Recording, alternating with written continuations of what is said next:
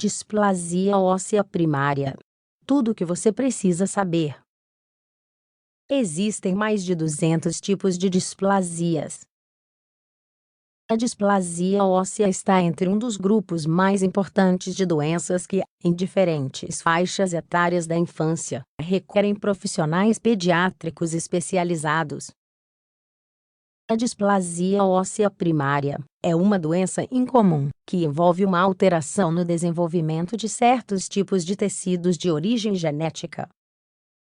Afeta principalmente ao tecido ósseo e cartilaginoso, embora com diferentes graus e intensidade. Outros órgãos também podem ser afetados. Em primeiro lugar, é necessário entender que esta é uma doença no desenvolvimento do esqueleto, devido à acento aguda alteração intrínseca na formação e modelagem do osso. Portanto, todos os ossos do esqueleto serão afetados, como mencionado acima, com diferentes intensidades. Existem mais de 200 tipos de displasias. Os mais frequentes são aqueles que produzem nanismo.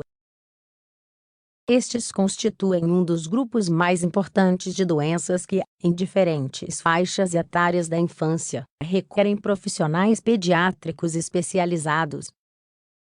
A displasia óssea primária se manifesta durante a infância e a adolescência, e geralmente interrompe sua progressão após a puberdade.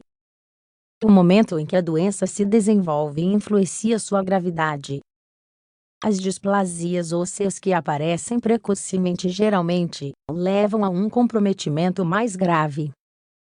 Estima-se que 1/4 deles possa ser letal no período neonatal precoce. O sistema esquelético no corpo humano. O esqueleto humano pode ser definido através da compreensão de dois conceitos básicos. Estes são o funcionamento do osso como tecido e o funcionamento do osso como um órgão. O osso como tecido é entendido como uma variante de tecido muito especializado. Composto de células muito peculiares, possui uma grande dureza devido ao depósito de uma complexa substância mineral. É composto principalmente de cálcio, fosfato, carbonato e citrato. Além disso, está relacionado ao outro tecido conjuntivo conhecido como cartilagem. O conceito de osso como órgão começa nos estágios iniciais do desenvolvimento embrionário. Contribui para o desenvolvimento e crescimento do indivíduo após passar por diferentes mecanismos de ossificação, tornando-se tecido ósseo. Esses dois processos são aqueles que são alterados na displasia óssea primária. É essencial ter em mente os dois conceitos, a fim de diagnosticar desvios da normalidade. Os métodos para detectar esses desvios podem ser físicos ou químicos, mas sempre com uma base de dados a serem explorados. A displasia óssea primária como doença genética. A displasia óssea primária, como mencionado anteriormente, é uma doença de origem genética. A causa do transtorno íntimo ósseo é, aparentemente, enzimática. É importante ter em mente que uma enzima é uma substância de origem biológica, de distribuição celular ampla e natureza química. Sua função é acelerar uma reação química por ação catalítica. Quando se trata de displasia, há a alteração de um gene, há a alteração bioquímica, e a alteração do desenvolvimento ósseo são fatores dependentes um do outro. Certamente, como em todas as doenças de base genética, na displasia óssea existem várias características comuns, que também servem como diagnóstico. Então, esse conjunto de características presentes no indivíduo é herdado como unidades independentes. Cada um conserva sua natureza particular, de geração em geração. É importante mencionar uma série de fatores que influenciam o desenvolvimento da displasia óssea primária.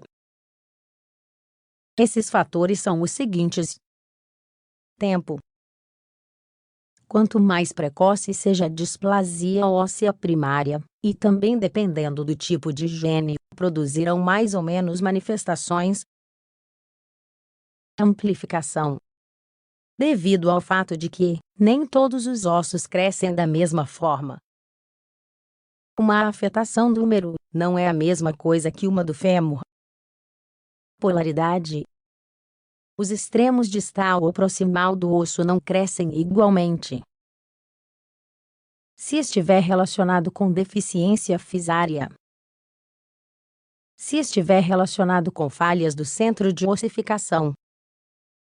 Nesse caso, por sua vez, pode ser localizado ou múltiplo. O fato de ser múltiplo é algo muito mais frequente. Diagnóstico da displasia óssea primária.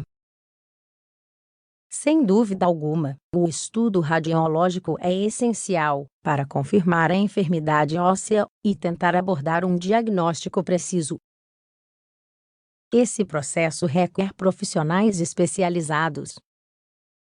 Atualmente há um estudo molecular confirmatório.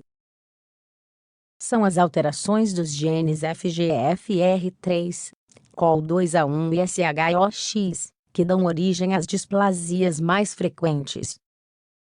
Nos últimos anos, maior precisão diagnóstica tem sido acompanhada de maiores oportunidades terapêuticas.